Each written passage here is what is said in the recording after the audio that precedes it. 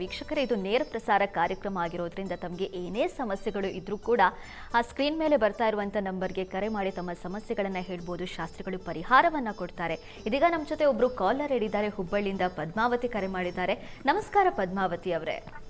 ನಮಸ್ಕಾರ ಮೇಡಮ್. ಯಾರ ಬಗ್ಗೆ ಕೇಳಬೇಕಿತ್ತು? ನಾವು ನಮ್ಮ ಬಗ್ಗೆ ನಿಮ್ಮ ಡೇಟ್ ಆಫ್ ಬರ್ತ್ ಮತ್ತು ಹುಟ್ಟಿದ ಸಮಯವನ್ನ ತಿಳಿಸಿ. ನಂದು 5/6/1990 ಮೇಡಮ್. 5/6/1990. ನಮ್ಮ ಮನೆಯವ್ರದ್ದು 1/8/1983 ಮೇಡಮ್. ನಿಮ್ದು ಮಾತ್ರ ಹೇಳಿ. ಪದ್ಮಾವತಿ ಅವರೇ ನಮಸ್ಕಾರ. ನಮಸ್ಕಾರ ಸರ್. ನಮಸ್ಕಾರ. ನಮಸ್ಕಾರ ಸರ್. ನಮಸ್ಕಾರ. ಹೇಗಿದ್ದೀರಾ ತಾವು? ಏನು ಸರ್, 15-16 ವರ್ಷ ಅಷ್ಟು ಕಷ್ಟ ಸರ್. ಸಮಾಧಾನ ಇಲ್ಲದೆ ಹೋಗಿದ್ಯಾ? ನೀವು ಹೇಳಿ. 5/6/90 ಹೇಳಿದ್ರಿ ತಾವು. ತಮ್ಮ ಸಮಯ ಏನು? ಸಮಯ ಗೊತ್ತಿಲ್ಲ ಸರ್. ಗೊತ್ತಿಲ್ಲ. ಓಕೆ, ಸರಿ. ಯಾವ ರಾಶಿ ಅಂತ ನೀವು ಗಮನಿಸ್ತಾ ಇದ್ದೀರಾ ಈಗ?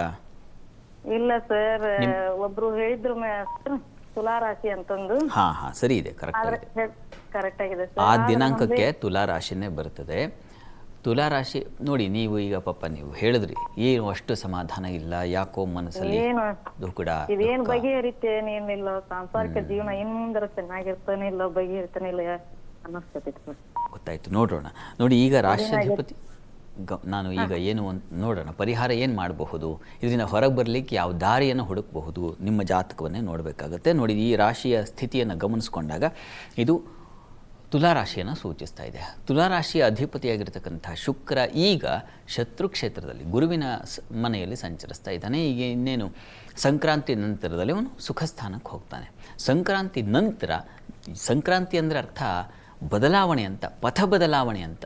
ಹೀಗಾಗಿ ನಿಮ್ಮ ಬದುಕಿನಲ್ಲೂ ಒಂದು ಯಾವುದು ದುಗುಡ ಇದೆಯೋ ವಾತಾವರಣ, ಅದರ ಬದಲಾವಣೆಯಾಗಿ ಒಂದು ಸಂತೋಷ ಏರ್ಪಾಡಾಗುತ್ತೆ. ಆತಂಕ ಮಾಡ್ಕೋಬೇಡಿ. ನೀವು ಹತ್ತಿರದಲ್ಲಿ ಯಾವುದಾದ್ರು ಮಹಾಲಕ್ಷ್ಮಿ ಸನ್ನಿಧಾನ ಇದ್ದರೆ ಅಲ್ಲಿ ನಿಮ್ಮ ಸಮೀಪದಲ್ಲಿ ಅಲ್ಲಿಗೆ ಸ್ವಲ್ಪ ಪ್ರತಿ ಶುಕ್ರವಾರ ಸ್ವಲ್ಪ ಅವರೆಕಾಳನ್ನು ದಾನ ಮಾಡಿ. ಸ್ವಲ್ಪ ಎಷ್ಟಾಗುತ್ತೆ ಅಷ್ಟು ನಿಮ್ಮ ಸಾಮರ್ಥ್ಯಕ್ಕೆ ತಕ್ಕನಾಗೆ ಒಂದು ಪಾವಾದರೂ ಆದೀತು, ಅದನ್ನು ತೊಗೊಂಡು ಹೋಗಿ ಮಹಾಲಕ್ಷ್ಮಿ ಸನ್ನಿಧಾನಕ್ಕೆ ಕೊಟ್ಟು ಒಂದು ನಮಸ್ಕಾರ ಮಾಡಿ. ಮಹಾಲಕ್ಷ್ಮಿ ಅಷ್ಟೋತ್ತರ ಹೇಳ್ಕೊಳ್ಳಿ.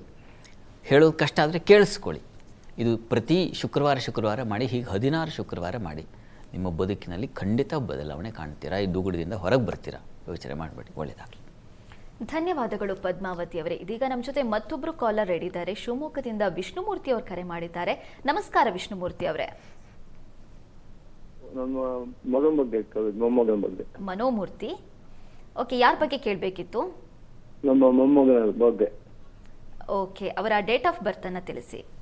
4/9/2025. 2025.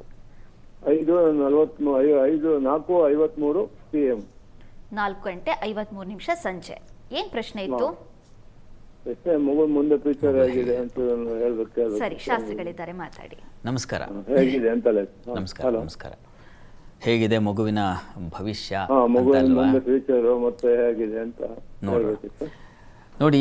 ಇದು ಮಕರ ಲಗ್ನವಾಗಿದೆ. ಲಗ್ನದ ಅಧಿಪತಿ ತೃತೀಯದಲ್ಲಿದ್ದಾನೆ. ತೃತೀಯ ಲಾಭಕ್ಷಗತೈ ಪಾಪಕೈ ಸುಖೀತು ಗರ್ಭೋ ರವಿಣ ನಿರೀಕ್ಷಿತ ಅಂತ ಶಾಸ್ತ್ರದಲ್ಲಿ ಒಂದು ಮಾತಿದೆ. 3ನೇ ಮನೆಯಲ್ಲಿ ಪಾಪಗ್ರಹ ಇರಬೇಕು, ಅದು ಒಳ್ಳೆ ಸುಕ್ಷೇತ್ರವಾಗಿದ್ದರೆ ಇನ್ನೂ ಒಳ್ಳೆಯದು ಅಂತ. ಗುರುಮನೆಯಲ್ಲಿ ಶನಿ ಇರ್ತಕ್ಕಂಥದ್ದು ತುಂಬ ಒಳ್ಳೆಯದು, ಚೆನ್ನಾಗಿದೆ. ಮತ್ತು ಲಗ್ನದಲ್ಲಿ ಚಂದ್ರ ಇದ್ದಾನೆ. ಚಂದ್ರನಿಗೂ ಇಲ್ಲಿ ತುಂಬ ಬಲ ಇದೆ. ಶಶಾಂಕ ಲಗ್ನೋಪಗತೈ ಶುಭಗ್ರಹೈ ಅಂತಲೂ ವರಾಹಮಿಯರ ಮಾತಿದೆ. ಹೀಗಾಗಿ ಲಗ್ನಕ್ಕೆ ಬಲಿಷ್ಠನಾದ ಚಂದ್ರ ಇದ್ದರೆ ಅದು ಸಾಕಾಗುತ್ತೆ ಅಂತ. ಹೀಗಾಗಿ ಚೆನ್ನಾಗಿದೆ, ಆತಂಕ ಬೇಡ. ಶುಕ್ರನ ದೃಷ್ಟಿ ಲಗ್ನಕ್ಕಿರ್ತಕ್ಕಂಥದ್ದು ಕೂಡ ಒಳ್ಳೆಯದು, ಚೆನ್ನಾಗಿದೆ. ಈಗ ಸದ್ಯಕ್ಕೆ ನಾವು 12 ವರ್ಷದವರೆಗೆ ಮಗುವಿನ ಆರೋಗ್ಯ ಹೇಗಿರ್ತದೆ ಅಷ್ಟನ್ನು ನೋಡ್ಕೊಳ್ಬೇಕಂತೆ. ಹೀಗಾಗಿ ಆರೋಗ್ಯದ ಮಟ್ಟಿಗೆ ಏನೂ ತೊಂದರೆ ಇಲ್ಲ, ಯೋಚನೆ ಮಾಡಬೇಡಿ. ಚೆನ್ನಾಗಿದೆ, ಮಗು ಚೆನ್ನಾಗಿರುತ್ತೆ, ಒಳ್ಳೆಯ ಭವಿಷ್ಯವೂ ಇದೆ, ಯೋಚನೆ ಮಾಡೋದು ಬೇಡ. ಒಳ್ಳೆಯದಾಗಲಿ. ಧನ್ಯವಾದಗಳು ವಿಷ್ಣುಮೂರ್ತಿ ಅವರೇ.